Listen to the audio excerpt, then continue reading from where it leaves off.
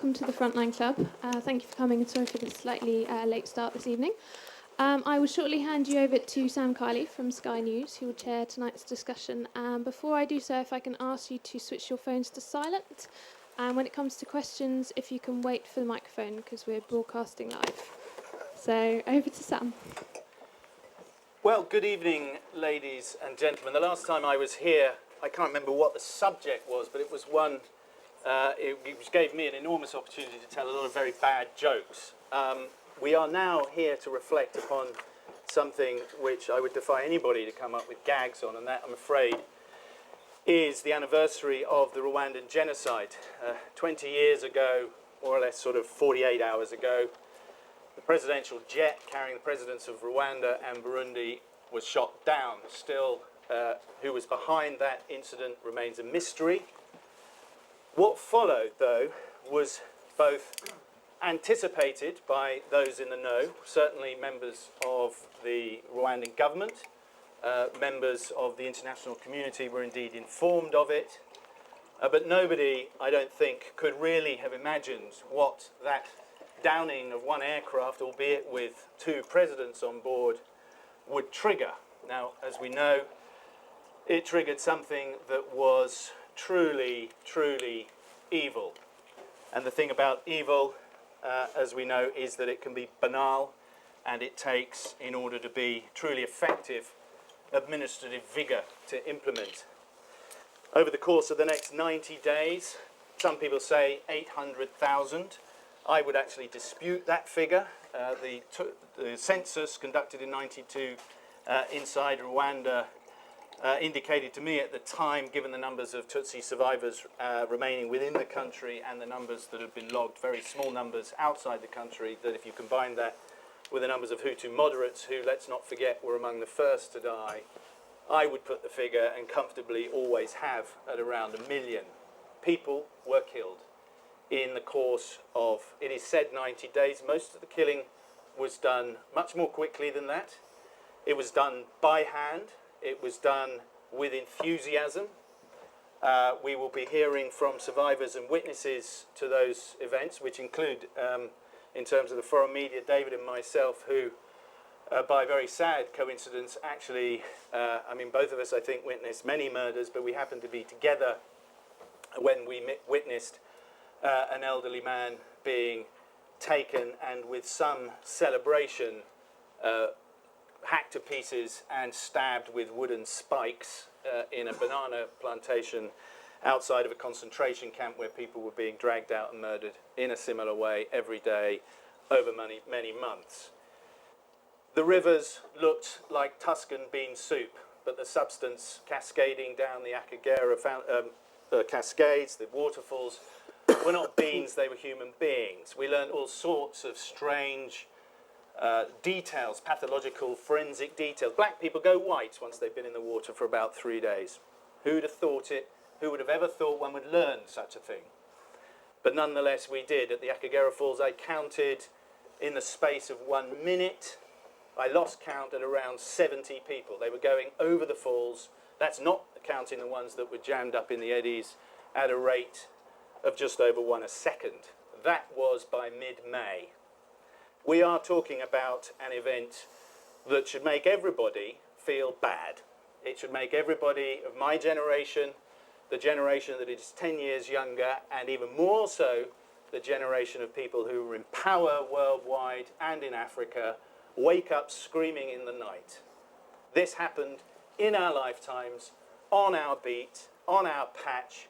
We were informed of it, and as we will no doubt hear, very, very little was done about it. The consequences of this genocide reverberate today very profoundly in what I call the infection of genocide, which has leaked into certainly the Eastern Congo, certainly into Chad, certainly into Sudan, and into the Central African Republic right now. There has been established a notion that if you want to solve one of these sorts of problems, you can annihilate the other side. Given that it was an unsuccessful genocide, I find that somewhat surprising. The consequences were also the collapse of the Congo. The DRC is now, as was then, Zaire. This was a tiny postage stamp country that, in its paranoid effort to try to make sure, this is my analysis, and no doubt the ambassador here may differ, we will enjoy differences here at this forum. The small postage stamp country called Rwanda took over country the size of Western Europe, toppled the president, and ran it for a while, for good or ill. So these events do have reverberations on a much wider scale, and we're going to hear tonight from people who come at it from very seriously, interestingly different perspectives, because 20 years on, what we will also like to learn from and analyse and pick apart is whether or not it is possible to recover from such a cataclysm. What are the consequences to the emotional psychology, to the DNA, the fabric of a nation, the internal organs of every individual that add up to a nation, that add up to the energies that emanate from outside a continent. So without banging on even further, much as I love the sound of my own voice, let me introduce the panel. We have here Eric Murangwa Eugene, who is a survivor of the 1994 genocide, who may or may not wish to reflect upon his experiences then. As a witness, these are very unpleasant experiences to recall. I do hope that this is one of the last events I do on the subject for the rest of my life. So if anybody doesn't wish to reflect on these, please will you forgive those who were actually survivors or victims or families were. Eric has been intimately involved in the future of Rwanda, in trying to bring a country back to life. It is a place absolutely throbbing with activity, but very often seeing a spark of life in the eyes, both of those who may be associated with the killers, but also with those who are survivors, can be very difficult to get. And through his organisation, Football for Hope, Peace and Unity, a social enterprise, he has been able to try to bring communities together and bring a bit of joy back into the everyday existence of the everyday Rwandan. There are many generations, I don't know how generations work, but there are 2 decades of breeding in Rwanda for whom, whilst the echoes of history and the weight of history sits upon people, were not part, neither as victims nor as perpetrators, of what happened in 1994 and the years that followed. On my far right, we've got Mukesh Kapila, who we're trying to work out where we first met, but it was in the early aftermath. He was then part of the British administration, a government official. He was intimately involved in, and we will hear no doubt from him, on some of the interesting aspects of how the international community was dealing with what they were being told was going on. I nearly said from their own intelligence sources, but I know in terms of British intelligence that's a contradiction in terms, but certainly from the media. It was happening, it couldn't be hidden, so what on earth were they going to do about it? Mukesh is now involved, went on to be intimately head of the UN in Darfur, an environment where the term genocide was applied. May or may not be a matter of debate. We may hear about that as part of the ramifications. The word genocide, as we will hear if you don't already know, is a trigger word and is sometimes deployed unnecessarily and deliberately, and at other times, in the case of Rwanda, deliberately smothered. We've also got here, I'm coming to the most important person last, obviously. So here we've got David Belton, who couldn't be less important. No, David is former Newsnight producer, which is when I first met him, I think. He went on to make a film called Shooting Dogs, which some of you may have seen, which was loosely based on his experiences there. And I've just reviewed your book and I've forgotten what it's called. When the Hills Ask for Your Blood. When the Hills Ask for Your Blood. Just because I've forgotten its name doesn't mean it's good. I mean, it doesn't mean it's not good. It's incredibly good. Start again. Shall I try it again? Try it again. Don't bother to read it. It's dead dull. No, it's an absolutely gripping account of his experience then, and then over the next more than decade, as he revisited Rwanda and tells the stories of people he knew right at the beginning when he was covering the genocide and its early aftermath. He goes back and working on his film there, which was obviously set in Rwanda, and the people that he worked with there who were both survivors and victims, and then also some very, very intriguing and conflicting reflections upon the post-genocide justice processes that the Rwandans went through, the mass incarcerations of alleged génocidaires, and then the Gacaca courts that followed. And it's deeply atmospheric. And if you want to kind of get a sense of somewhere you really don't want to go, that might be the book for you. No, but it is an utterly compelling work.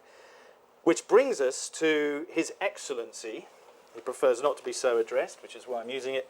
Williams Nkurunziza, who is Rwanda's ambassador to London, or to the Court of St. James, I think is more properly call it. Williams is a former economic advisor to President Kagame. He ran an investment body for the Rwandan government. He's now here as Rwanda's point man in an international community and in an atmosphere that, whilst I think it would be true to say, Ambassador, is still acutely aware of the failures of the international community with regard to Rwanda, elements, the worm is turning. There is a more critical eye now being cast upon the government in Rwanda, I think it would be fair to say, and accusations around of political oppression both internally and externally, and of course the long-standing allegation of Rwandan involvement in the Congo, which could be argued as an act of aggression or as an act of self-defense, or no doubt you will argue didn't happen at all. But we are here to hear from the ambassador because he has been deeply involved in the Lego task of piecing together a new nation out of, frankly, bones.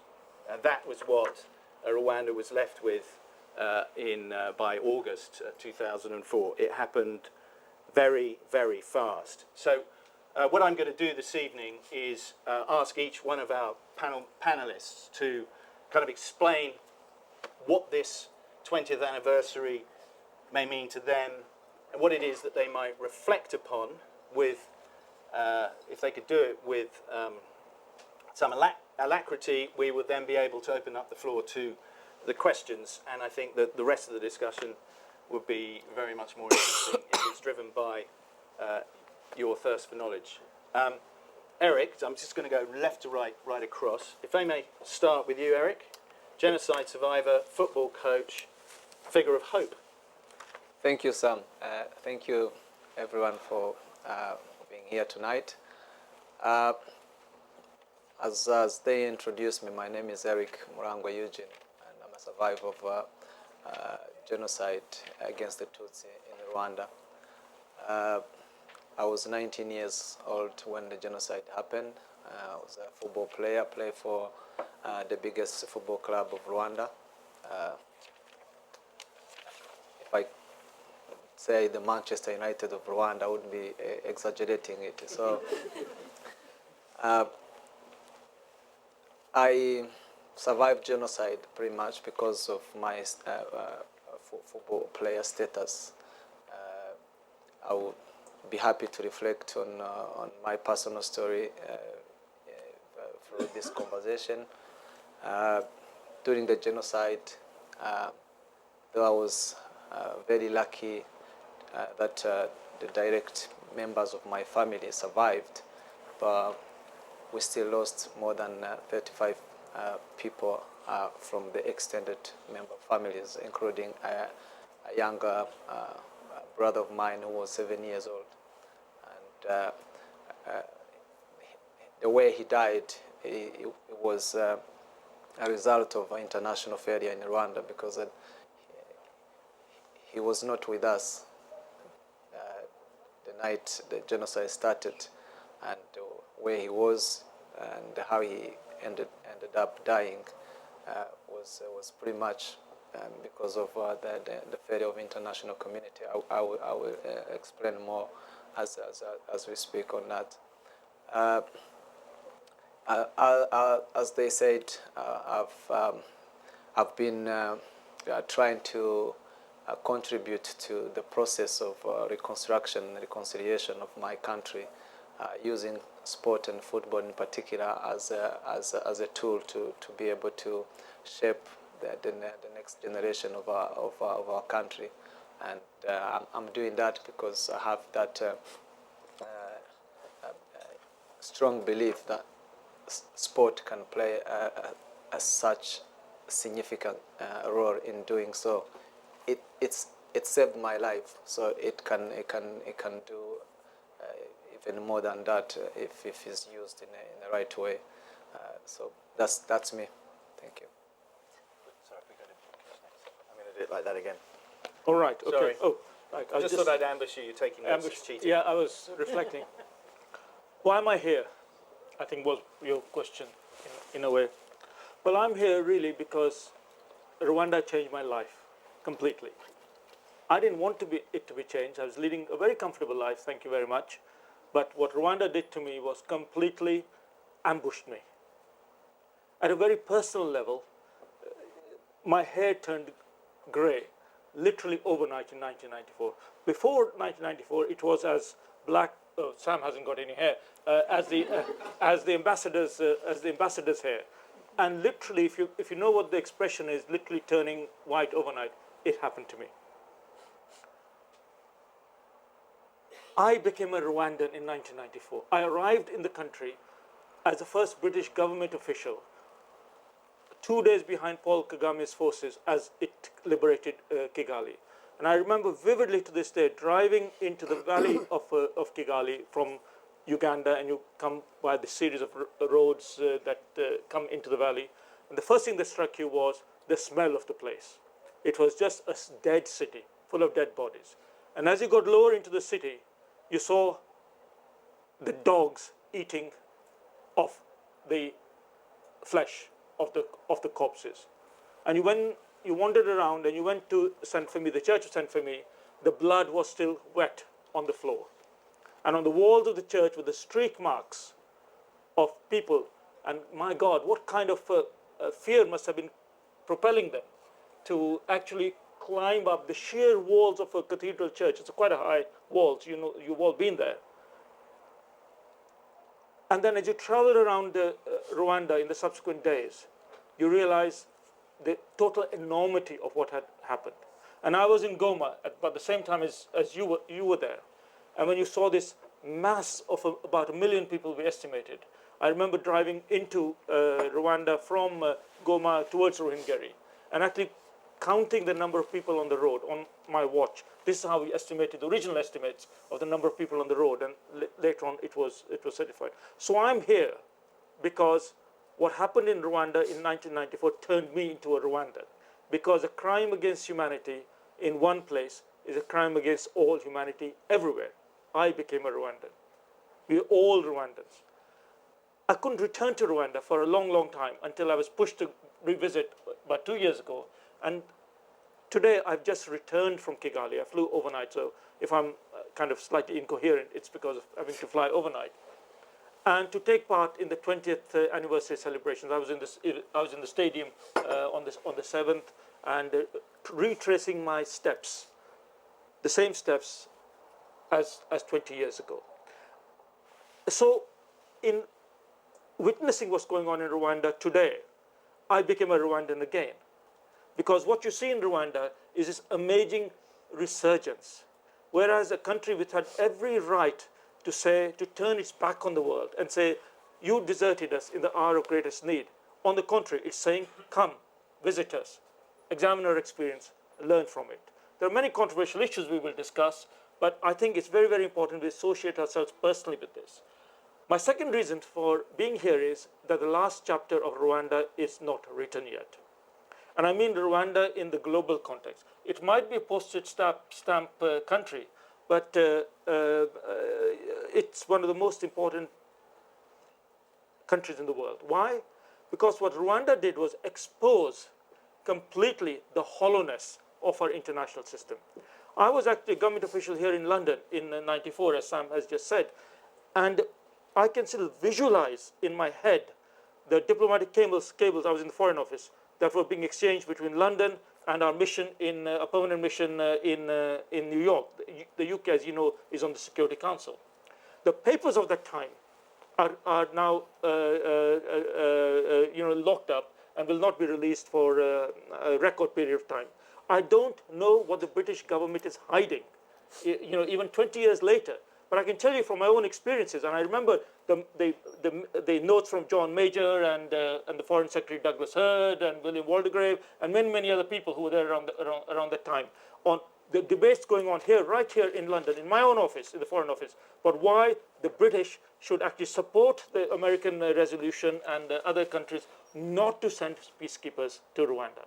And I can see it in front of me. So, dear friends, those of you who are British, we, the British government, our government, failed Rwanda and failed the world in the hour of in its most sacred trust, that as a member of the Security Council. I'm here also, as my third and final reason, because what I experienced in Rwanda as an official and my own witness to what was going on the ground totally transformed my subsequent reactions in Darfur when I became the head of the United Nations 10 years later in 2003. And on my patch occurred the first genocide of the 20th century. If Darfur was the last genocide of the last century, along with Srebrenica, then Darfur certainly was the first genocide of this century. And while as my reactions to Darfur were directly colored by my own personal experience in Rwanda, I realized that none of the lessons of Rwanda have been learned. So if you like, the real legacy of Rwanda, because that is the lessons and legacy is our talk is, and I hope we will debate this honestly, I don't think the real lessons have been learned. And I don't think that those lessons will be learned unless not just perpetrators are brought to justice, that's happening in Rwanda through the justice system, which has been going on. But the real accountability is of those who stood by and did nothing. If we don't hold to account those who stand by, who occupy high office, people like Kofi Annan, people like world leaders, who stood by and actually knew a lot that was going. We had a lot of intelligence, by the way, before even the media got there. I can tell you that. I was looking at that intelligence in '94 in government. So unless we hold to account those people who stood by and abused their high office and betrayed the trust of we the peoples, which is the opening words of the UN Charter, unless that accountability takes place, the final chapter of Rwanda is not closed, and neither will never again be really never again. Never again will happen again, is going to happen again, and will happen again and again, because the system hasn't changed. Ambassador? Thank you, Sam. Thank you, Mukesh. Having heard you, I don't really believe I have much to say. Because they've done a very good job at crafting the Rwandan narrative in a manner that perhaps I'll not be able to actually do it. You were there, and you tell the story very well. But I want to begin here. When you asked me to come, I didn't know that we were going to have a large crowd. I am very impressed that very many of you took time off your busy schedule to actually come and sit and listen to a story about Rwanda and the genocide of Rwanda. Imagine what would have happened if there was similar concern in 1994. Maybe we would have had a lot of you on the streets demanding that your government does some work.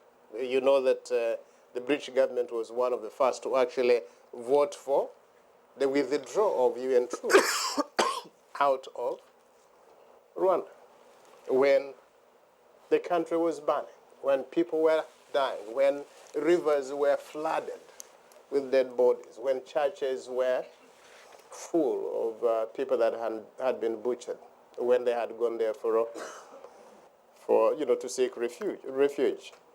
So the story of Rwanda is a very sad one, and every year at this particular time we pause to reflect, really not to blame because I can see the anger, the bitterness in you guys. But I'll perhaps wait until, August to begin getting angry at everyone. But in our culture, normally when it is a period of mourning, it is a time when friend and foe are joined by tragedy, and you don't fight, you don't call each other names. So I'm going to find it very difficult to say the British did a lousy job, even though This is you when are. this is when I'm Kenyan. Even you're free to, even though you're free to actually say it. But here is, for us as Rwandans, what we do in April. We remember the people that died. And this year, we also try to renew our commitment to build a better society so that our children may be saved from the mess that we went through. And over the last 20 years, I would like to posit that we have actually been able to do that. It has not been easy, nor is the job done. But I think as we sit in 2014, 20 years after the tragedy, one can actually say that all of us need to celebrate the capacity of the men and women that picked this mess and created something out of it. In 1994, not even ourselves believed that the nightmare we had gone through would actually be overcome, that we would actually be able to find our soul again and craft a working nation. But today, by every measure of assessment, if you look at Rwanda, the basket case of 1994 has become the model state of 2014. And it has happened partly because of what President Kagame called three things. On Monday, I think, Mukesh, you were there when he was speaking. He said, we survived. We've been able to survive because we made three choices. One, we chose to be together, even though the natural tendency would have been to actually hack each other up.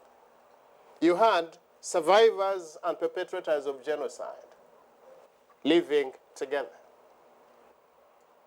The question is, why didn't those who had survived, because they had the means now, actually begin to engage in acts of retribution, so that you end up in a cycle of revenge that would have torn the country apart?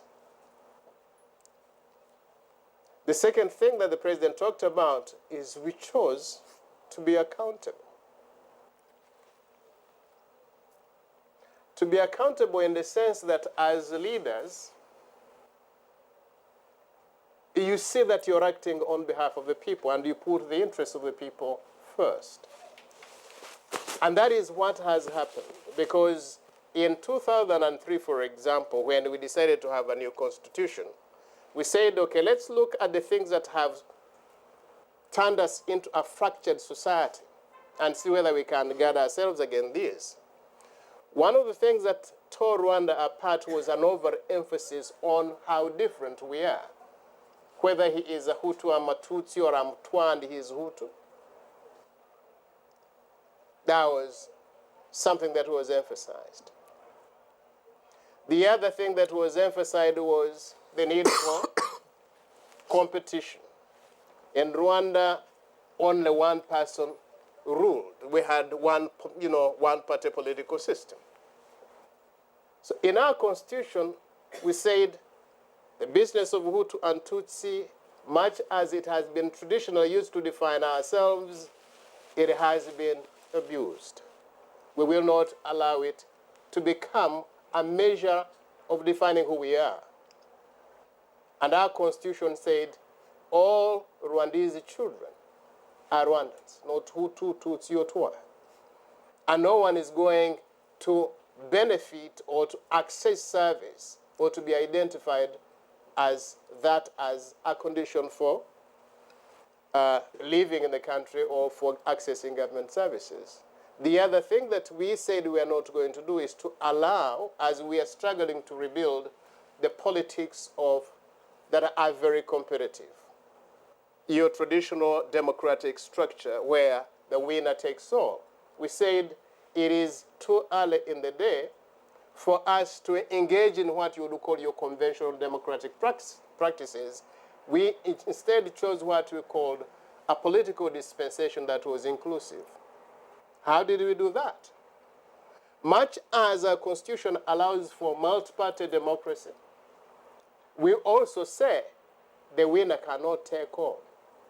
Even the losers must participate in the process of governance. All Rwandans must be inheritors of the mess that we got after the 1994 genocide, and we must all make our contribution in rebuilding the country.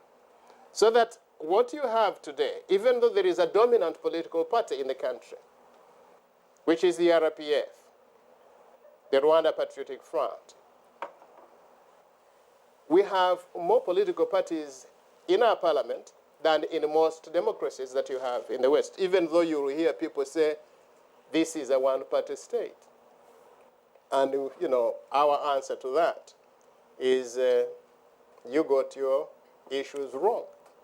Because we have a lot of political parties. Some of them are small and weak, but they exist. And they participate. They have a presence in the parliament, and they participate in the executive.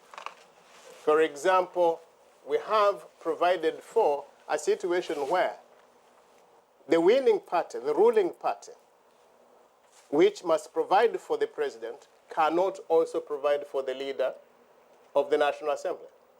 The leader of the National Assembly must come from the party that lost the presidential race, to make sure that there are checks and balances, but also to ensure that there is a sense of inclusion. The other thing that the president talked about that explains why Rwanda has been able to move on, and as Rwandans we agree, is we had sunk so low that the only way we could move was up. But if we are going to go up and be able to catch up with those other nations and other communities that had not been torn up by genocide, we had to think differently and act differently. We had to think big. Think big in different ways. For example, decide in a very un-African way, even in a very, unworldly way, that we are going to make our mothers and sisters equal participants in the process of governance. Today, 64% of our parliament is controlled by women. 43% of our judicial system is controlled by women. 45% of all our SMEs in our country are controlled by women. We have more girls in school than we have boys. We're thinking beyond the traditional paradigm. It is by the reason we are able to actually fix our country. It's because we had to look internally to find the solutions that had created greatness in our community before we fell apart. That is why, for example, we had to look for a new method, a method of justice administration that would enable us to deal with the aftermath of the genocide, to ensure that there is justice, so that the country can begin a process of healing. All of you, or most of you, must have heard of the Gacaca courts. Some referred to them. The Gacaca courts enabled us to try over 2 million cases in 10 years at a cost of 100 million, when the international community, and we thank them, spent $1.5 billion over the same period to try about 60 cases. 2 million, $100 million, 60, $1.5 billion. If we had waited for the conventional way of doing things, it would have taken us another 1,000 years to try 2 million cases. if we had not chosen the path of restorative justice and not punitive justice, and decided we are going to lock up everybody who has blood on his hands, we would not have found the resources to build prisons to incarcerate 2 million people. Impossible. And most importantly, the pace at which the country has moved in terms of reconciliation would not have been possible. Can I stop you there? Because I want to eke a great deal of your very, I was very just interesting- I was getting just hot. warming I was up. getting I know. hot. That's what worried me. That's why I stopped you. We're going to cover the rest in Q&A because we've Very got a good. highly intelligent, wait for it, frontline are going to hit Very you good. hard with the questions. David. I'll keep this brief. No, you haven't. The tsunami of fascinating statistics there, I know, are setting off synapses that are going to result in some fascinating questions. No. But I wanted to hear from David before we got too bogged down in that. Very briefly, why am I here? Because I was, as Sam said, a journalist for the BBC in Rwanda during the genocide, and then I was drawn back to the country as a result of an extraordinary character that I met with Sam, in fact, in Rwanda in early May 1994, a Bosnian Croat priest who did an awful lot to keep us alive over several days, and his death subsequently in 1998 intrigued me as to why he had died, having survived the genocide, and that drew me into making a film, being inspired to write a story that became a film, Shooting Dogs. And then I thought, that's it, I've done that. I've done Rwanda, I can move on. Vieko's a great man, he's a good dinner party story. Now I've made the movie, I can get on with the rest of my life. And yet I found myself being drawn back into this country. And I think it was because, rather as Williams was saying, this period of 2003-04, when we were making the film, and I was spending a lot of time, 5-6 months in Rwanda, was an extraordinary moment where Rwanda was facing a big question about what they were going to be. What sort of country were they going to be? I think from Kagame downwards, they were asking themselves, where do we go? What direction do we move? We've sort of have we got past the trauma? Can we now take our country into a new territory, a new direction? And they then set out on this extraordinary course to do exactly that. And it was bewildering to watch, mesmerising and incredibly impressive in many ways. But I kept being drawn back to this country, to the people that I'd become close to, who were more or less survivors of the genocide. And I'd become mates with a lot of them. And a lot of the book is based on my relationships with these people. And to find out how were they doing in this new Rwanda. This new Rwanda which said, you're not a Hutu anymore, you're not a Tutsi. We're all together, we're all going to be Rwandans. And I kept finding myself struggling with it. Having conversations with the Rwandans who said, under their breath and over a cup of coffee, I'm a Honda and he's a Toyota. We don't talk about our ethnicity anymore. We're not really allowed to. And it wasn't that I felt necessarily that the Rwandan government was wrong. I just wanted to know where one's identity, where one's past, where one's memories exist in this new paradigm that Williams talks about. So that's why I wrote the book. And I was intrigued to understand whether one's identity in this post-trauma society, and please don't forget, everybody in this country that survived the genocide, either as perpetrators or victims, is still traumatized. How do they live with their past, and how do they move forward? And that's why I wrote the book, and I think that's why I'm here. That was quite brief, wasn't it? Yeah, yeah, And good book promotion too. yeah, yeah. Well, at least I got the name I right. don't know if I mentioned, but David Belton's written a book.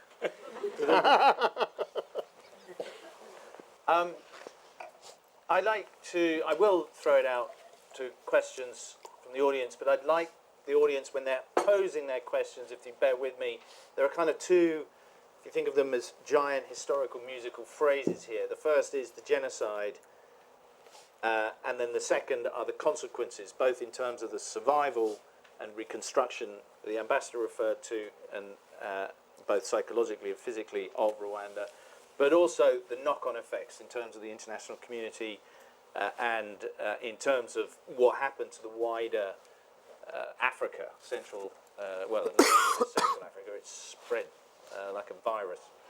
I will pose the first question, if I may. Eric, in the early days when you were trying to get people who had wanted to kill one side, people who had fled for their lives, people who had, let's face it, enjoyed the killing, people who'd hidden down pit latrines, people who had paid for the death of a relative from a bullet so that they wouldn't suffer a hammer blow or a machete cut. How did you get them to play together?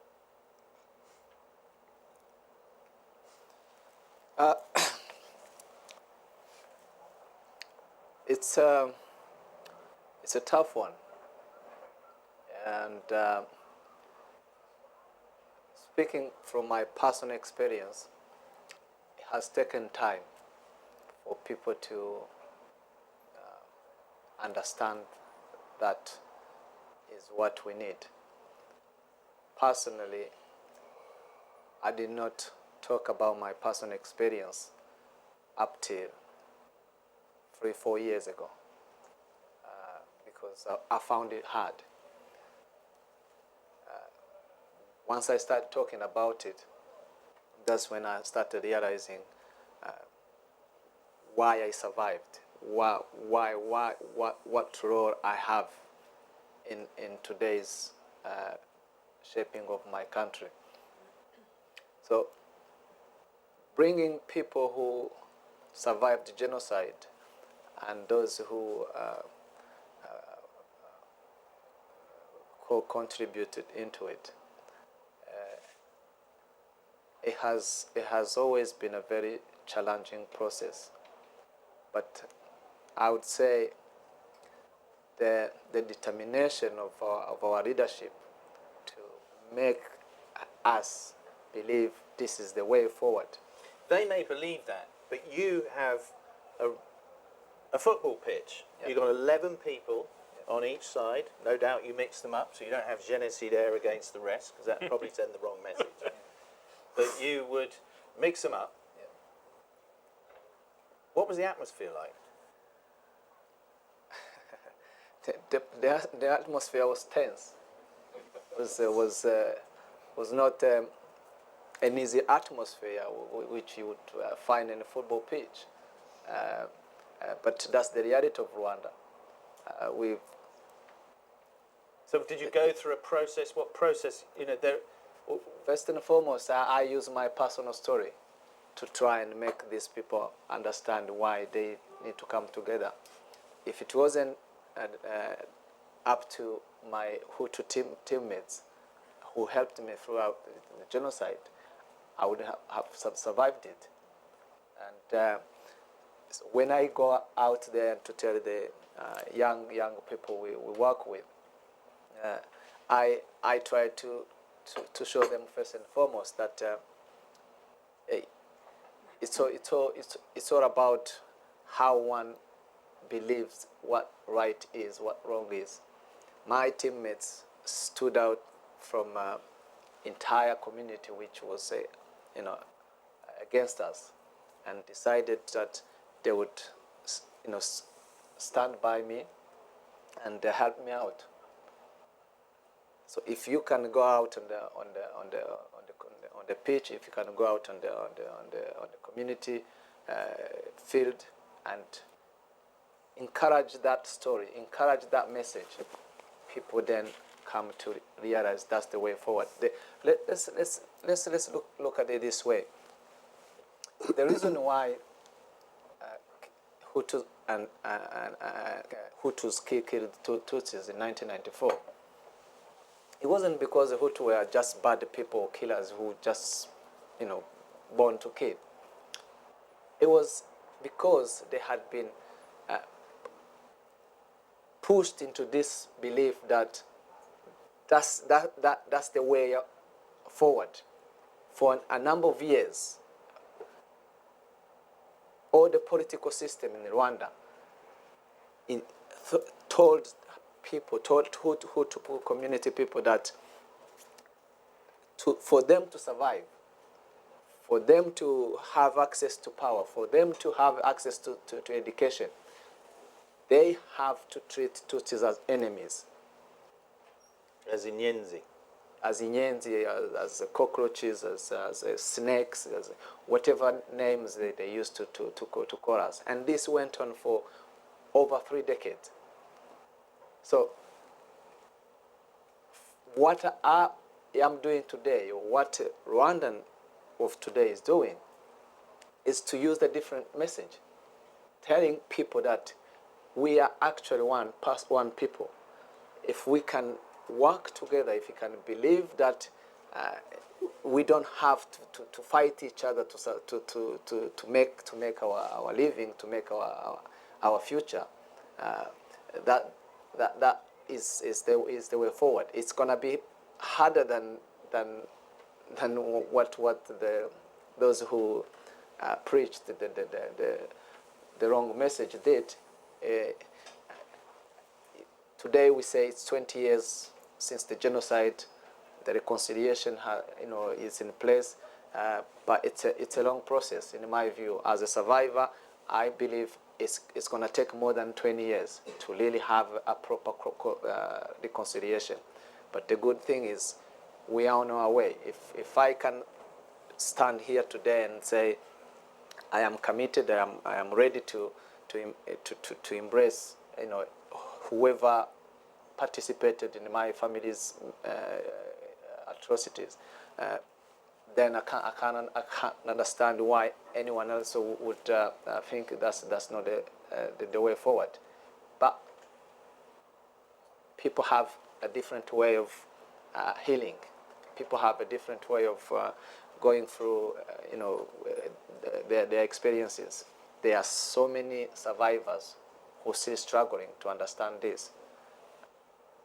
But it's someone like me who have managed to, reach this level, who can even help them better to also catch up and be able to move forward and see the light ahead of our future. Can I make a just short additional comment? I think the answer lay in what Williams was also saying. Reconciliation happening because reconciliation wasn't just a sentimental thing.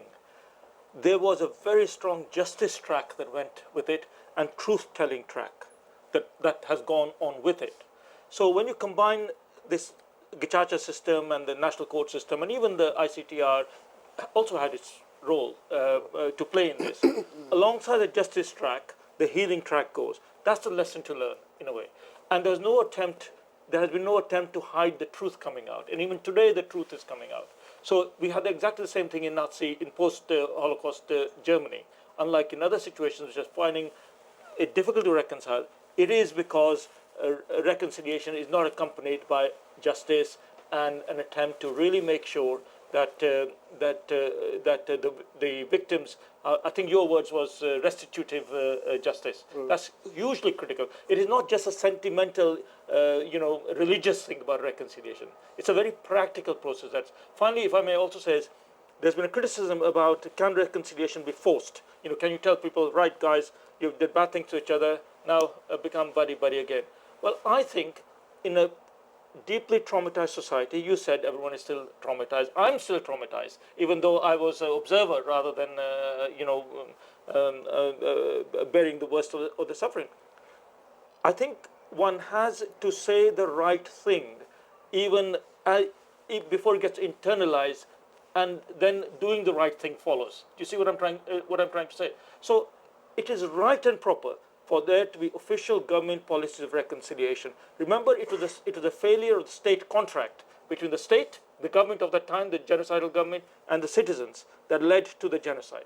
and it's Well, it right wasn't so and much proper. a failure, it was an exercise of the state Sorry, contract. yeah, it was, if you like, a breaking of the state contract. So it's right and proper that the post-genocidal government and the post-genocidal population should establish a new contract, which is that we're going to be living together as Rwandans and all the rest of it. See, so I think the reconciliation project has to be looked upon not just in psychological and spiritual terms, important as that is, but very much also in terms of political and institutional approaches to doing this in a systematic way, and those are legitimate ways of doing this. I know people are cynical about Let me this. stop you then. Bring in. We've got a. Sorry, if we can have them. If you'd stand by for a microphone. Yes, madam. Hi, I've got two questions. One for William, which is, you're right, you can't bring everyone to justice because you don't have enough prisons. But how do you choose who to prosecute? And then one to Mukesh, which is, there will be another atrocity. What do we do? How can we change this going forward Very good. Do you mean by that in the future? in the future? Yeah, in the future, yeah. She has faith in Rwanda that Rwanda has moved on. Thank you. How do you choose who to prosecute? Very interesting question. It is a question that troubled us for quite some time. Remember that in 1994, when the genocide was stopped, we had a serious problem. The genocide started when I think Rwanda had a population of about 8.5 million. By the time it was done, 1 million were dead. About 3 million who directly or indirectly were associated with the commission of genocide moved as refugees into the Democratic Republic of Congo. And Tanzania. And Tanzania, but mainly into the Democratic Republic of Congo. So within a span of 3 months, a country that had a population of about 8.5 million is left with 4 million inside, alive, traumatized, 1 million floating in the rivers and rotting on hills, dogs eating, in the countryside, and 3 million on the borders, regrouping to come back and finish what they began. Talk about the failure of the international community.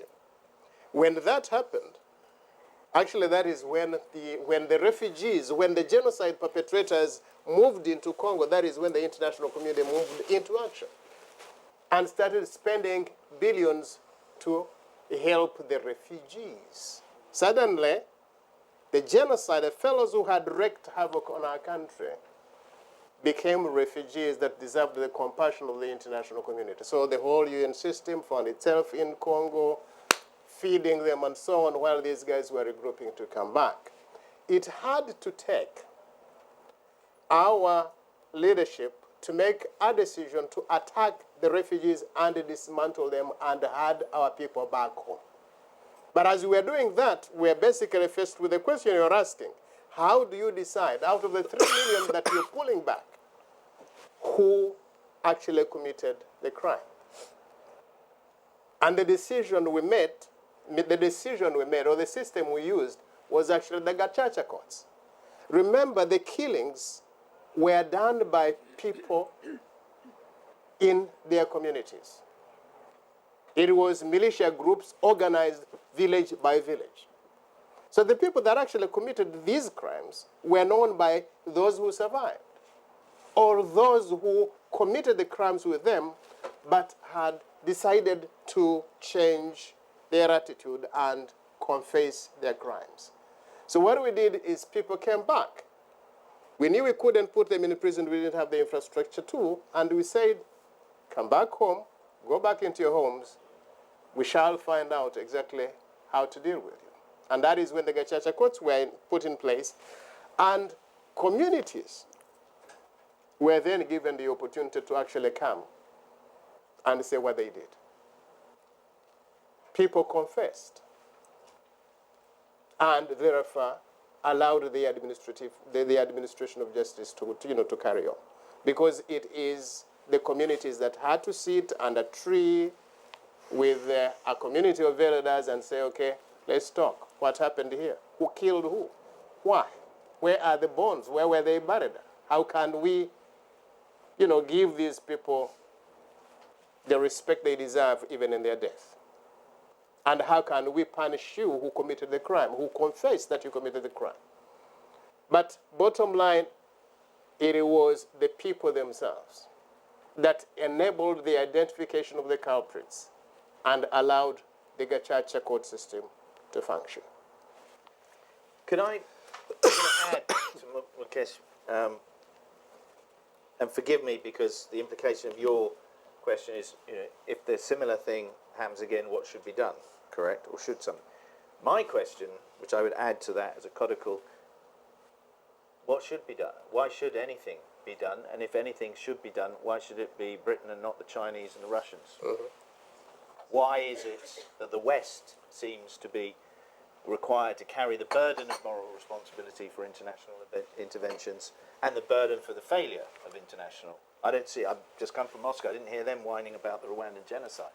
There's a lot of controversy here about it still. But forgive me if I add that, since it's part of the same issue. Yeah, such easy questions you ask, and you just made it easy.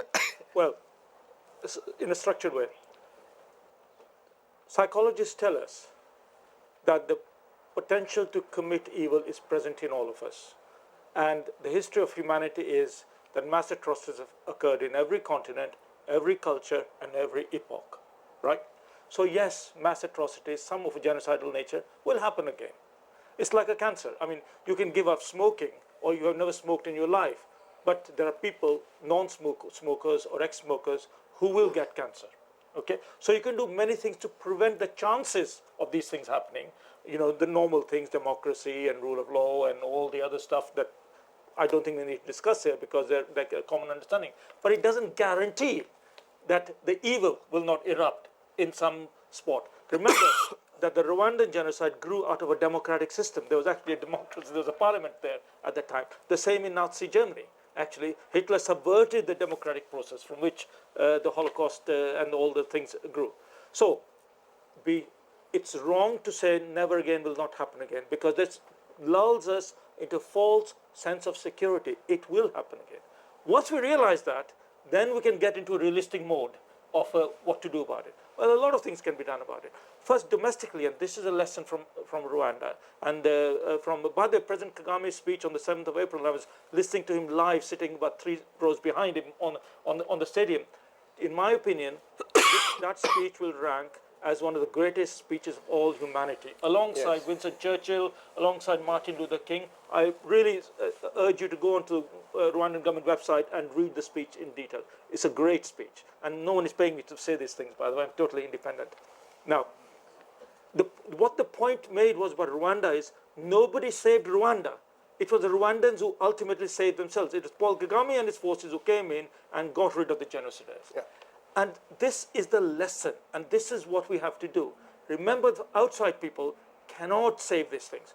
Of course, in Hitler's case, we had to go to war and all the rest of it. But by and large, those days of intervention, in some senses, are over. So the real resistance comes from within. Currently in the Sudan, where there's also mass atrocities going on, the world isn't going to come in and save Sudan. It will be Sudanese people. But we have to make sure we don't stand in their way, at least, as they try to kind of save themselves, so to speak. That's quite an important point. My third point of why, but when the international community has to intervene, we have to make sure that there is proper accountability for doing that. And this is really the answer to your question. Kofi Annan was the head of UN peacekeeping in the case of Rwanda. Dallaire was sending him message after message after message for days before. Romeo Dallaire was the head of the UN contingent. Romeo Dallaire was the head of the UN military presence that was there, you see. And Kofi Annan sanitized that information and fed a kind of a sanitized version to the Security Council. I know, because I was in the British government at that moment in time. Our representative, the British representative in the Security Council, was sending cables back to London. I know, because I was reading those cables, saying, oh, Britain should not side with sending in these peacekeepers. What's in it for us? It's a tiny country, etc., etc. We have to show solidarity with France. I know, because I was the liaison officer of the British government to Operation Turquoise. And I was in Operation Turquoise, which was the French sector in southern Rwanda, which was really intended to have humanitarian objectives, but was actually a defense cover for the genocidaires to gradually withdraw under French protection into what is DRC. So as long as we have people like our representative at that time, David Haney, in the Security Council, and I name names publicly, and people like Kofi Annan, who presided over the UN misinformation going to the Security Council. As long as these people get higher and higher honors and ranks and Nobel prizes, which is what Kofi Annan got, then don't be surprised that these things will happen again and again. Kofi Annan also presided over the Srebrenica earthquake. So the real answer is we need accountability of international organizations and of individuals who make in key positions. So the answer then is back to the public. The reason we failed as a British government and the reason we failed as an international community is because we, the peoples, actually were asleep. And so the answer for the future is we need greater accountability of our institutions and international systems that go beyond national governments. And that's a long-term project that I think we haven't even yet started on. David? Well, I don't agree with it, what you say about the idea that we must let these countries sort of sort these problems out for themselves. No, I didn't say that, but the experience of Rwanda is that the international community could have intervened very quickly and very easily. There were 2,500 UN peacekeepers in situation in Kigali, in situ in Kigali, on April the 7th when the president's plane was blown up. They were removed within 10 days. Romeo Dallaire was only asking for another 2,500. Certainly he wanted better troops than he probably had at the time. But he was very confident that with 5,000 people, 5,000 UN peacekeepers, he would have stopped the genocide in its tracks. I think there's a question of just cause. I'm not some avowed fan of Tony Blair, but he articulated exactly what he felt a just cause was in 1999. And it was about feeling whether you can go in, you have the moral right, whether you can do it militarily, whether you're in for the long term, and all the other things. You could have ticked all 5 of Tony Blair's boxes and you could have gone into Rwanda and you could have stopped it within a week. So I really believe that there is such a thing as a just cause, and I think it's really important one does it. You can argue the toss about Tony Blair's evangelical zeal afterwards and where he took us left, right and centre. But as far as Rwanda is concerned, you could have stopped it. I think the critical thing, and it does pick up on what Mukesh says, is you have to have transparency. And that means that everyone has to be completely honest. I spoke to a cabinet minister 2 weeks ago who was being briefed by Douglas Hurd in April 1994, and Hurd was saying, this is not our problem. This is the French problem. It's their mess. They were the ones who were arming the Hutu regime last year. They can sort it out. So if you have transparency, then there's a greater opportunity, I think, for everyone to understand a little bit more about who is shaping events, who's making the decisions in the Security Council. Why is David Haney and why is the American representative, why are they voting against any form of increasing UN troops? So I think you need to be transparent. And I think we're at a place actually now, 20 years later, where you see that kind of dreadful connivance by the international community. You see it for what it is, cowardice and failure. And I think there's enough in there for people to say that's not good enough. I think I agree with my colleagues. At one time, at one level, fixing our problems, our national problems, should really be driven by ourselves. We owe it to ourselves to put our shoulder on the wheel of hope and break the first weight to fix the challenges that we face. But that does not absolve the international community of a responsibility, especially because some of it is written in the UN Charter that requires the international community to engage where there is chaos. When we were growing up in the villages in Rwanda or in Uganda, where I grew up as a refugee, you had no cars, you had no telephone. Okay, so your idea of the world was the next village. You didn't know what lay beyond it. Okay, we live in a different time. Any problem happening in any place, whether it is a plane that falls down, whether it is a person that is shot on the street or a kid that is raped in India, we see all of this all over the world. It's not for lack of information. It is not lack of awareness, okay? It is simply global disinterest. And that is what we need to fight. Rwanda happened not because people didn't know. It happened because people, where they sit, they didn't care. Rwanda didn't happen because it couldn't have been stopped. It happened because somebody felt it was somebody else's burden, okay? And we need to change that. We are at a time, I believe, when your children and mine are connected, where your futures of your children and mine are directly intertwined. Maybe they go to the same school. Maybe they're going to work for the same company. Maybe they're going to live in the same village, because I don't know whether my children are going to live in Rwanda or whether your children are necessarily going to live in UK. And they're probably Facebook friends anyway. Okay? And already it is possible they are already talking and you and I don't know. The world has become a global village. We need to recognize that. Thanks to the facility of telecommunication. It gives us the power to leverage, what we have to ensure that we can build a more just and a much more fairer world. But you can't do that if you think that some people somewhere are inferior and they need to, they can die, and you don't protect, specific individuals. No. Every time there is chaos in any corner of the world, we ought to take interest. And that is why, for example, for Rwanda, Mukesh, you'll know, Rwanda, a victim of genocide in 1994, was the first country. Poor, small, fractured by genocide, it was the first country to commit troops to go into Darfur in Sudan when Sudan was burning.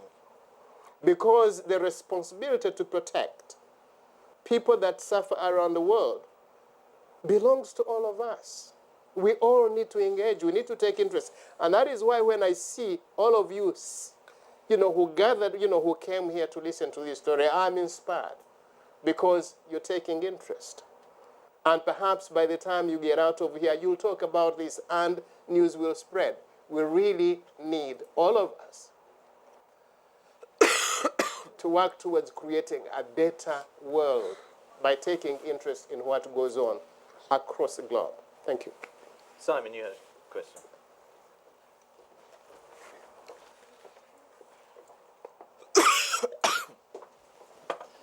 Thank you.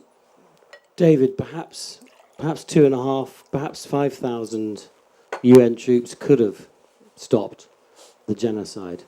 But given what Eric has said about 2 or even 3 decades of propaganda, how long would it have stopped it for? Is this something that had to come out? And perhaps even, is that intervention 2 or 3 decades too late? And is there anything we can learn from that? Eric, perhaps you were if I could help people who couldn't hear clearly, that given the level of brainwashing effectively of the nowadays we'd have to say so-called Hutu population that went on, the Inyenzi, the constant, and it was cut both ways. There are lots of words for the smell of the Hutu that the Tutsi use. This dangerous friction between two groups who were anthropologically identical. This isn't as, I always see them as different castes. You are effectively the same tribes in cliche form. You look different, you speak the same language, share the same anthropological stories, the same clans. You have interrelated, your clans are mixed. It's a very different picture, it's not like the Maasai and the Samburu, for example, who are very close but not. So if you could explain how, if you've been filled with this propaganda, you could have avoided something like this genocide. Well, and has it really gone away? it comes down to the lack of interest by the rest of the world. Well, that's the intervention, but how if from birth you were told that you've got to kill the cockroaches, how do you undo that without a catastrophic event like a genocide that makes you feel sufficiently guilty that you see that that was a stupid thing to think? Well, it comes down to having a good leadership, people who comes out and realize what has been spread out is not the right way to shape the future of the country. Unfortunately for Rwanda, that was not the case for over 30 years. Every regime which came to power after 59 came with the same message, telling the other side of Rwandan community that they have to treat the other side as enemies. And if there is no that bravery among the people who are in charge, our politicians, then there is no chance. Even if there is an interest from the international community, it can be very, very hard to change that. So we are lucky today that we have a leadership which has come out with a different message, trying to help us understand, we small Rwandans, that the way forward is actually to see us as one people. Because seeing us as different, we've seen what it brought to us. But if I can interrupt, sorry, David, I just want to pursue this. If, and it's what you say, I know to be true, so it's not an if, it's given that this ugly form of social propaganda was promulgated over many decades, surely it was criminally suicidal for Paul Kagame and the RPF to invade in 1990. They knew damn well what the consequences would be. Actually, it was already happening. It is not that if we do it, it is going to happen. It happened in 1959. It happened in 1963 and 64. It happened in 1973. It was happening all the time. It was happening when some of us who were thrown into exile, I left Rwanda in 1960, I was about 2 years old. I'm a very old man. I did not go back until 1995. And all during that time, we had been denied the right of return, legally. We were told we couldn't come home. So you're outside. Where you are, they don't want you. Where you belong, they're saying you don't. You can't come back. I remember, Habyarimana was asked at one time, why can't you allow people to come back? These are your citizens. He lifted a glass of water and he said, Rwanda is like a glass. The water is full. Those fellows, wherever they are, let them rot where they are. We can't allow them back. I'm not cutting you. So I said that if you add a drop into full glass of water, what happens? It spills out what was inside. So yeah. So let these ones stay outside. And the ones who were staying inside, of course, were being, killed. So it's not that we had a choice. One is we're outside, we're being persecuted out and denied to return. The ones who were inside were also being killed. We were in a vicious cycle of loss. And we had to return because we had nowhere else to go. And we were hoping, actually, that the issue of genocide would not happen because we thought that the international community would somehow intervene. If you recall, when the RPA went into Rwanda, we didn't go into Rwanda to go and fight to change a regime. We went in to try and force our issue on the international agenda. That is why, even though President Kagame and his men could have taken Rwanda, they didn't. Instead, they sought a negotiated settlement, which led to the Arusha Peace Accord, which was not effected, led to Habyarimana's death, and of course, using that as an excuse to start the genocide. Now, if you recall, the same gentleman, the same rebel group that was saying, let's negotiate for peace, took over the country in 3 months. They could have taken over the country in 1991, 1992. They didn't, because they were specifically worried that trying to take over the country by force would translate in mass atrocities. We were forced into that particular position. And to come back to your question, how do you deal with these attitudes? The damage was done by wrong ideology. It's wrong politics. The only way you try to fix it is to craft a different message and make sure that you can deliver on promises. What happened in Rwanda, especially those of you who have followed our history, the investment levels in education in Rwanda, for example, was very weak. And the ideologues of the Parmehutu politics were able to work, to work on the masses because it was a mass of illiterate peasants. What we have tried to do as a new government is to do two things.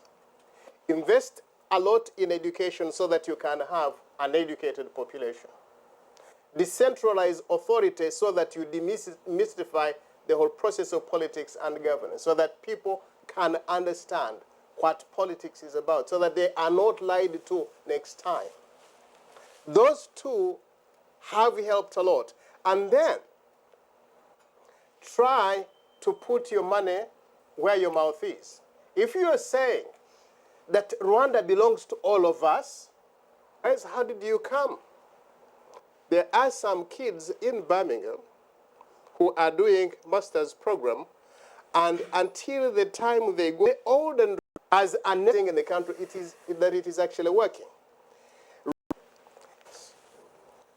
And the conversation we're having is, can we... David, you were there during the genocide. You were profoundly affected by what, in terms of its need to rebuild itself, to deal with the necessary reconciliation. You didn't cover, as I did, the consequences for the Congo, but you were in Rwanda and you've been there many times. This version that we're hearing, which is intellectually coherent and profoundly moving, frankly, is that borne out by what you saw?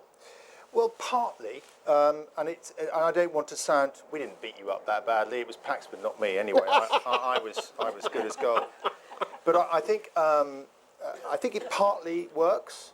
That the idea of delivering an identity which is a new future for people, I think that makes people feel good, genuinely, and you see it. But what the Rwandan government are doing, and Eric slightly alludes to it by, we need good leadership, and of course you do, but there is a very deferential quality to Rwanda, and there has been for many, many decades, and that's existed ever since colonial times, and it certainly existed during the period of 1962 through to now, which has really only seen 3 leaders. And there is a deference on people to imagine that their leader will do the best thing for them. So they imagined that Kayibanda and then Habyarimana, and indeed Paul Kagame, will do right for them. And the interesting thing is actually that Kagame needs the mandate because he has a vision for his country. But the people need Kagame. They're almost as keen and needy of his support and his control of the country as anything, because the worry that many have on the hills around Rwanda is what happens if he's not there, and that is a conversation that they talk about a lot. Now, Williams is an ambassador, and he's a senior figure, and I'm guessing that he doesn't put his boots on much and walk around the hills of Rwanda and sit in people's houses and talk. And I'm an Umuzungu, so what do I know? Just from the process of sitting down and talking to people over years and years and years and hearing their stories, they all talk about their lives way back. It's not just the colonial period. It's not even the period of the Hutu, Parmehutu government that did terrible things to the Tutsi minority. And it's not even the Belgians, it's the stories before that. They even have words for it. It's not a word that's used comfortably by the leadership, but ubwiru is a word that's called, it's poetry. And it's a secret language that Rwandans use. Certain types of Rwandans, quite often they're Tutsi, will use it's law, it's myth, it's part of their own heritage. And my point, I guess, my interest is that to answer your question, you need space for people to develop their own narratives, to have the confidence to be able to say, I am Rwandan and I'm also Hutu. My great-grandfather was a Hutu who married a Tutsi. And we've been intermingled ever since. That's 30% of the country. So those identities that were a long, long time ago are sort of a key part of who they are. And my sort of emotional reaction to the friends of mine who struggle still with the trauma of what they went through is, are they being given enough opportunity not to look up to this man up there who mustn't forsake them? And can they develop their own stories again, their own histories, which aren't contaminated by the awfulness of the colonial regime or indeed the awfulness of the Hutu regime that left in '94?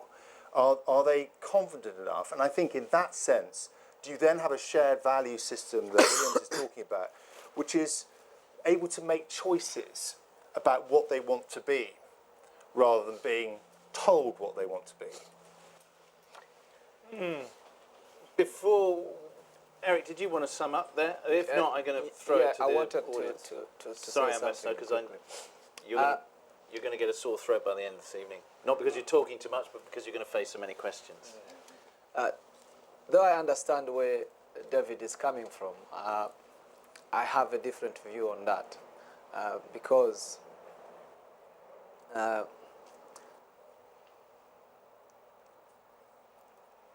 to somehow compare the current readership and the readership of the past in terms of how we Rwandans look up to them, it's wrong. It should not be done that way because clearly the previous readership, the previous regimes, they preached hate, they preached fightings between the society and the Rwandan communities, which is not the case for the current readership. And that I personally, that what gives me that belief that we have a chance of getting away from the past trouble. And again, sometimes people do somehow forget it's only 20 years since the trouble we had in 1994. And if I see how we survivors have managed to somehow overcome our pain and believe that there is a hope ahead of us, it gives me that sincere belief that we are on the right path, regardless of how other people look at it. Mm-hmm. So it's very challenging. It's very tough to understand, especially from the outside world, from ourselves. I coordinate Rwandan Survivors Association here in the UK, and many of my colleagues left Rwanda right after 1 or 2, 3 years after genocide. So they've hardly followed what took place in Rwanda in terms of reconciliation. You can understand the challenges. You can understand how they don't necessarily understand the same way as myself or others who have been able to follow closely what's taking place. But the good thing is, when we sit down as survivors, we talk openly and we try to challenge each other. And when we speak, you tend to realize that even though those who are not there yet, they understand why this is needed. Any other? Yes. So you. Oh, is that all? Sorry. You've been banging on. I know. The High Commissioner used a very interesting word, eliminate, in relation to a kind of thinking that you want to eliminate. But when you're eliminating something which you regard as evil, what are the limits that you've set yourself in terms of freedom of expression and dissent? And putting it in more human terms, if there's a problem, isn't it better to talk about it rather than not to talk about it? I'm not sure I understand the question. I mean the identity question. If you're eliminating a certain kind of hate thinking which is based on a view of identity which has existed, and you're eliminating it and controlling it, that means that a problem potentially is suppressed rather than discussed. Fortunately, the decision of what we emphasize or de-emphasize is a factor of a collective national conversation. It is not imposed on the people. The Constitution, when it was being drafted in 2003, that addressed the issue of Hutu or Tutsi, whether we maintain it or not, was not imposed on Rwandese. It was put to a referendum and said, decide, what is it you want? Have a conversation, and people had conversations across the 1,000 hills of Rwanda, and they decided no. These two terms, every time we have used them and emphasized them, we have caused a national fracture. Let's stay away from it. The other thing that you may not know, I don't know whether you guys have visited Rwanda, where I have been told. The other thing that people did not want in 2003 were the issue of political parties. People during the referendum, they said they don't want political parties because political parties had been used to foment chaos in the country. But because the leadership was very keen on ensuring that we craft a democratic constitution, people had to go back and forth to convince the people that this is not as bad. If you have the right leadership, it should be fine. So the issue of whether you are Hutu or Tutsi, no one is saying forget that you're Hutu or you're Tutsi. We're simply saying what is it you want to define you. And we are not saying this is how you should define yourself. We are saying let's have a conversation about how we need to define ourselves. In the end, it is going to be a result of a national dialogue. There is a conversation going on in schools, in villages, in churches right now about the Ndi Umunyarwanda. What do we call ourselves? Do we call ourselves Rwandese? Because Ndi Umunyarwanda means I am Rwandan. When you say I'm Hutu, it says I'm different from the next guy. Okay? So the question is, how do we want to define ourselves? I am sure even in UK, you define yourselves as British first before you say you're Scots or Welsh, okay? Right?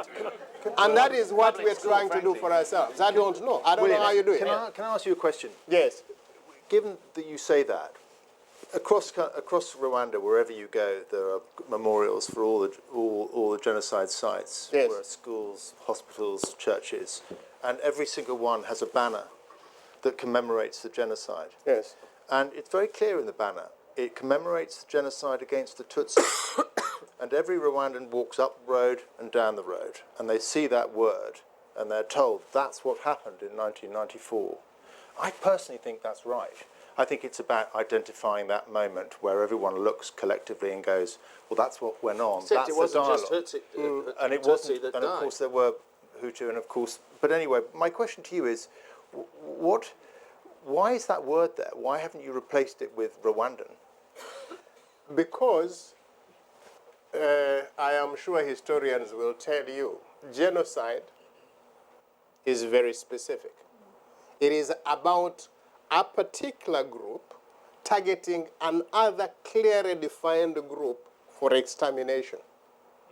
If we are going to live with ourselves, and this is, I think, what President Kagame was saying on Monday, we need historical clarity.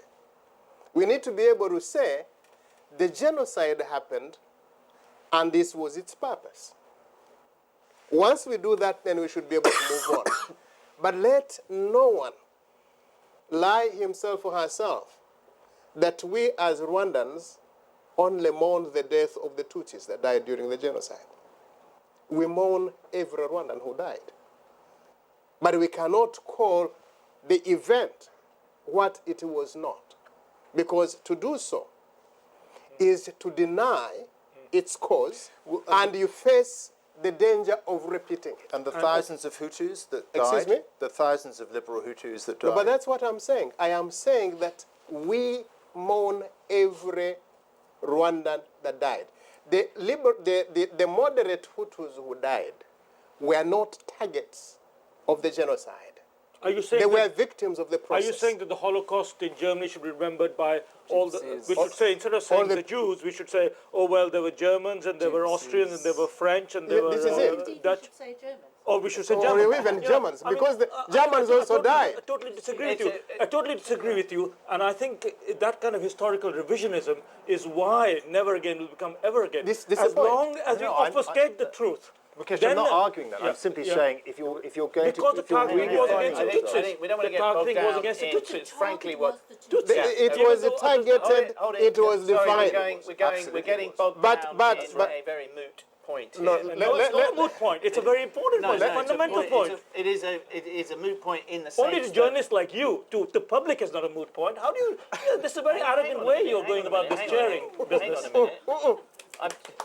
Remember, I'm this not is a here period to of mourning in represent anybody Rwanda. other. I'm We don't sorry. want any fist What I'm fights. saying is you're now getting bogged down about one word at the end of a It's conversation. an important word. Hang on.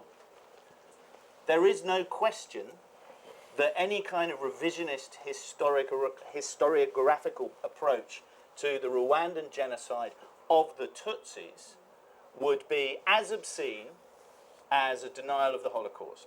Correct. That is just a matter, and frankly, in advance of this, I have participated as a chairman and as a contributor to this discussion, repeatedly over the years, and particularly in the late 2000s. There were a lot of revisionists around, and it was extremely difficult, firstly, to control them, but also to get across to the wider audience just how unacceptable what they were saying was. The reason I'm saying it's a moot point is I don't think that was what David was not trying to get a revision of history going. He was asking a wider question, which I think he probably now regrets, which is that hang on, why not simply broaden the notion? But anyway, let's move on because we have, I'm afraid, run out of time. Sadly, this can continue as it always Are we allowed does. to make some concluding observations or not? Each of us. I'm just about to invite you to do that. All right. But if you go on, I'll put you on the naughty step and you'll be like,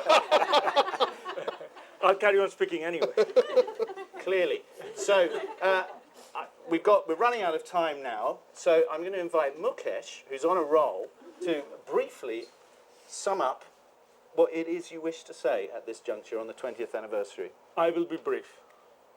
I think as we commemorate this 20th anniversary, the lesson is for each of us individually. This is why I said we are all Rwandans. And the lesson is one of humility. Remember, we as a humanity failed Rwanda.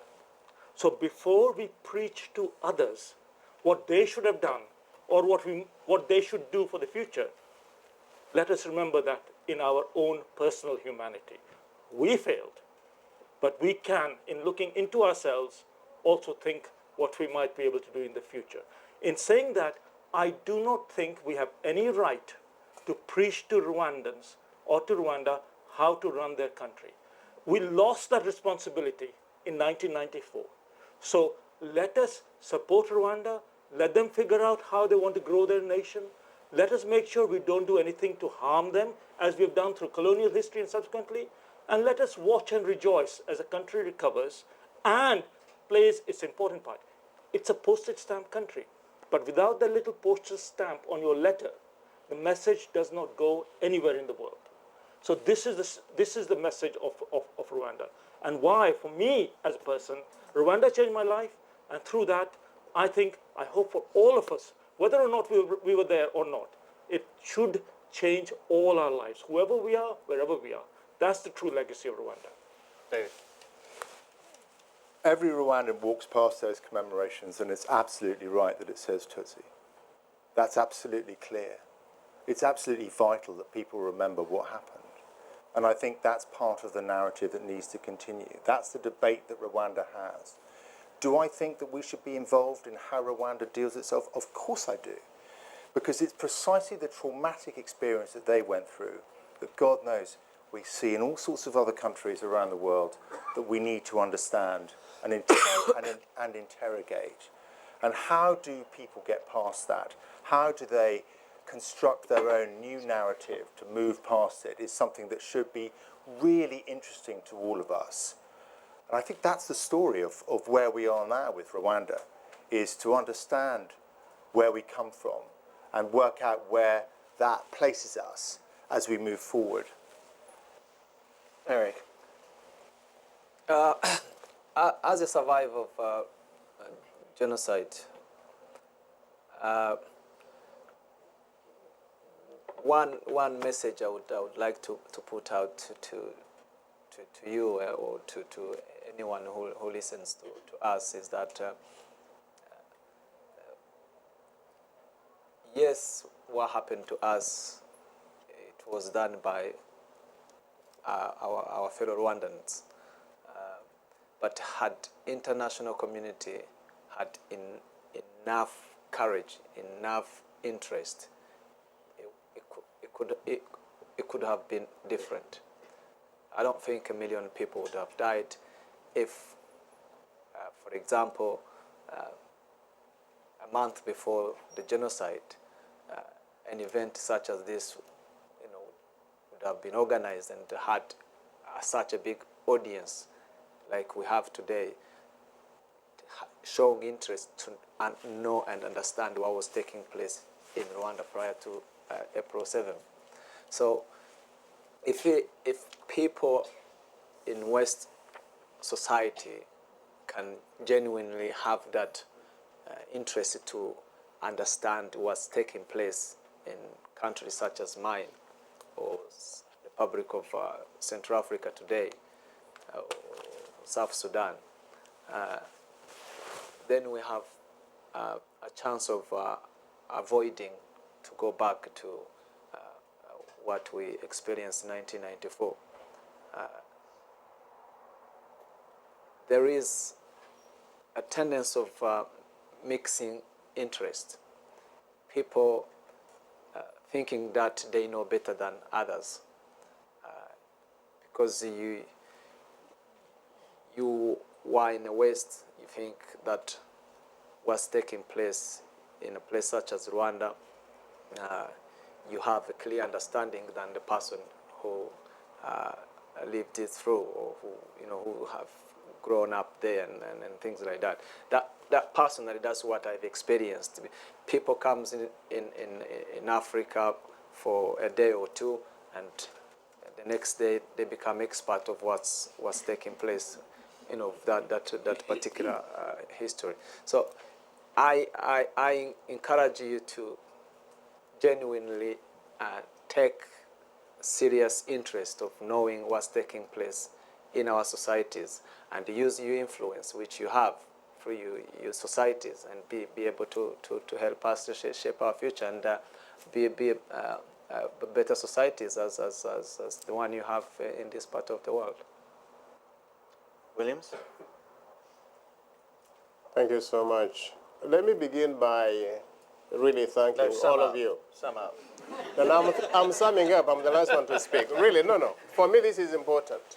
The fact that you're here gives me a great sense of optimism. Your interest is the exact opposite of the disinterest of 1994.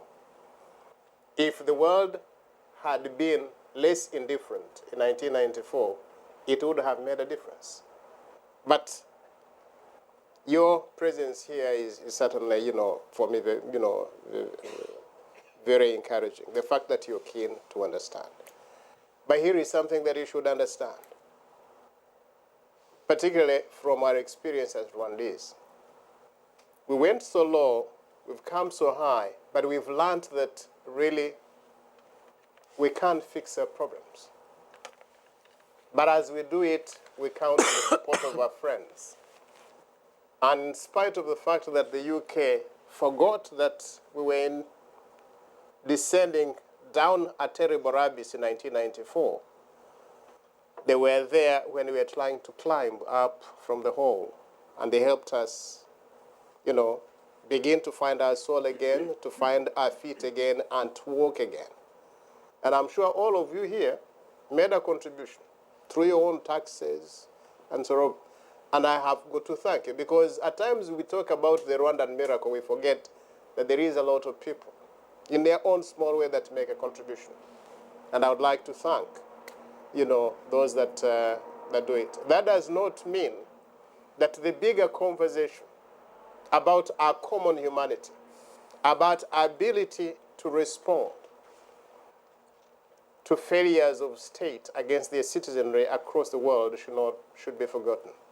And I think it is better that we can engage before chaos explodes.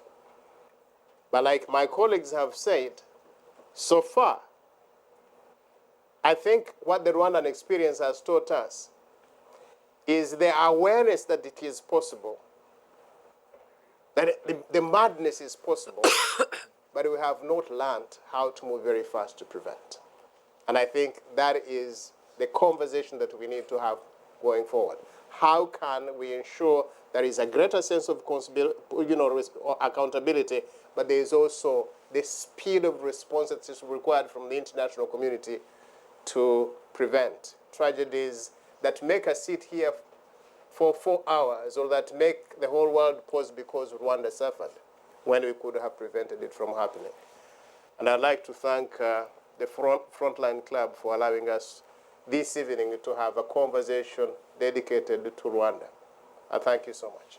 Ladies and gentlemen, that just leaves it for me to just sum up. I think one of the interesting, my kind of takeaway experiences from this is that intellectually, I've been struggling with the worth and notion and validity of any kind of international law, having covered wars pretty much non-stop for the last 25 years, the Rwandan Genocide, the Iraqi intervention and invasion, and so on.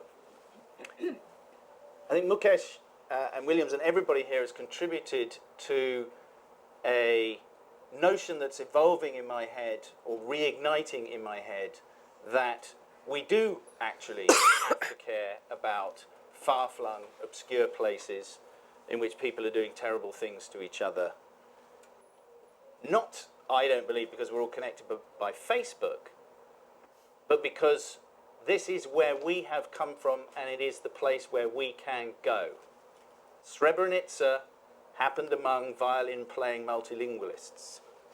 It didn't happen in a country that was suffering from chronic lack of development and overpopulation. The genocide of the Jews, the Holocaust, happened in a highly cultured environment. So ultimately, we know that civilization is as thin as a cigarette paper, and therefore we need to inculcate that, the good side of civilization, into future generations for our own sakes. So thank you very much to all of our panelists for coming. And to the Frontline Club for having hosted us.